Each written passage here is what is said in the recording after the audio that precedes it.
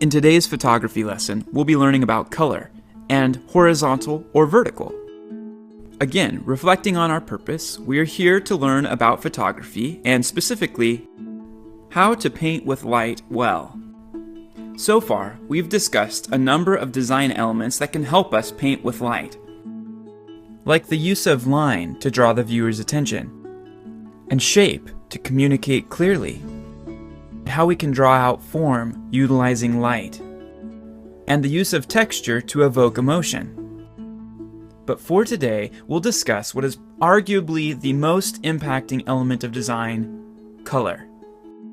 Though there is much to say and know about color, it's important to realize that there are really three primary colors: red, yellow, and blue, and all other colors come from a mixture of them. So as you look around and see orange and green and purple, realize that this is a combination of some of these primary colors. Similarly to the other elements of design, color can be used to bring forth emotion in the viewer. For instance, when we see red, we often think of love, passion, and mystery. But we also think of red as rage, anger, think of taillights, or blood. In contrast to red, blue makes us feel cool when we see it. It has a cold and calming effect, but it can also make us feel sadness and closure. Yellow is a playful color.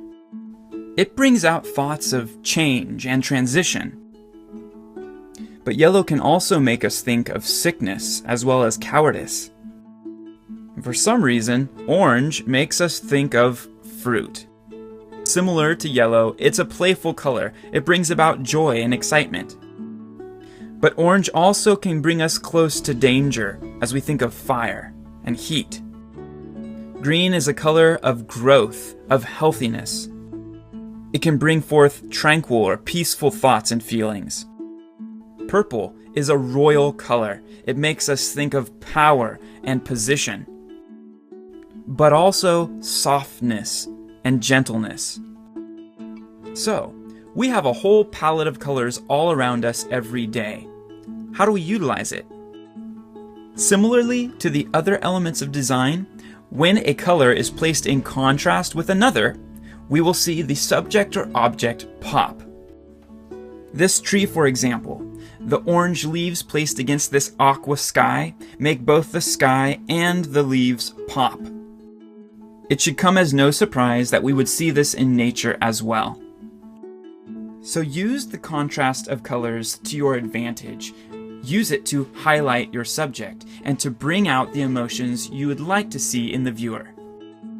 Now, once again, let's jump to how we place these elements of design within the frame, or composition. We've discussed how to fill the frame with a subject, and to utilize the idea of the rule of thirds. We've seen the impact of choosing a background that would bring contrast to the subject. And we've discussed how to use a frame within the camera frame itself. But maybe the most basic question you found yourself asking is, which way do I hold the camera? Whether you're snapping pictures with a DSLR or a film camera, or a smartphone, or some other device altogether, you'll realize that there are two options for which you can turn the device to take a picture.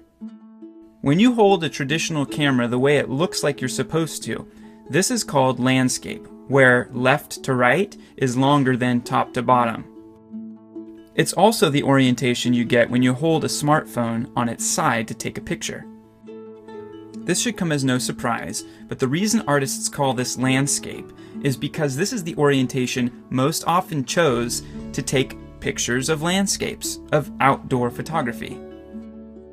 Now, when you hold a traditional camera on its side, or a smartphone as you would to take a phone call and take a picture that way, we call this portrait orientation.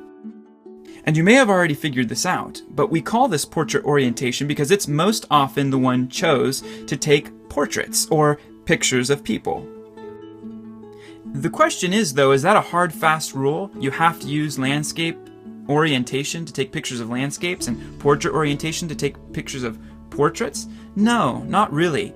But you do need to decide which you want to take. Or, in the case of my daughter here, I chose to take one of both. In fact, that's a good practice. When in doubt, take both landscape and portrait-orientated photos. Just like the elements of design, the way you choose to take your picture will communicate certain feelings of your subject. For instance, if you want something to feel powerful and strong, you will often want to take your picture in portrait orientation, vertically. See the lines of the buildings as they climb high?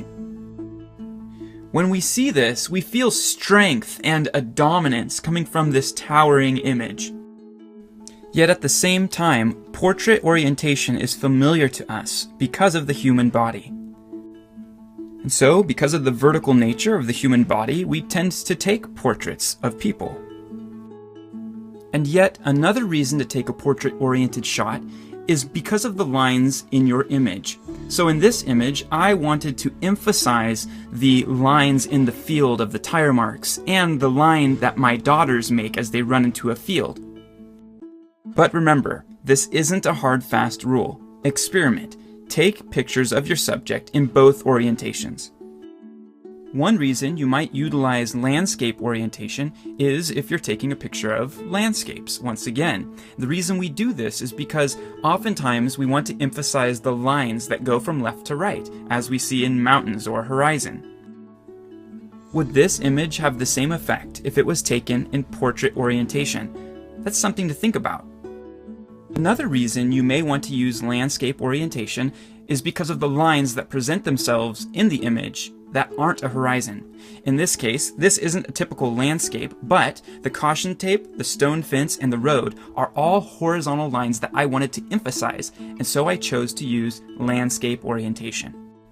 Or in this shot, I wanted to bring emphasis to the bird, and besides the color and light and the contrast that's already there, I noticed that this horizontal line running left to right to left, would draw the viewer's eye if I emphasized it by choosing landscape orientation, which I did.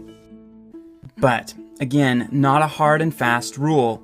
You're free to take either orientation of anything. In fact, I prefer this image taken in landscape, even though there are many vertical lines. Why? Well, I like the pattern that runs horizontally through the image of these vertical lines. Again, the advice I'd give you is to use both orientations when taking any of your images. That way later on you can review them and decide for yourself which you prefer. So, what have we learned today? One of the most dynamic elements of design is color. It can be used again to draw out emotion and also to highlight or emphasize your subject.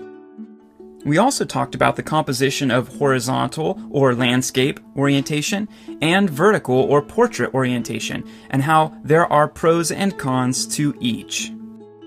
One more thing. Years from now, you will not remember all of the likes and favorites and critiques that you may get on your images now. But what you will remember are the memories you had while taking those pictures. So yes, get out, look for elements of design and good compositions, but make sure that you are enjoying what you're doing.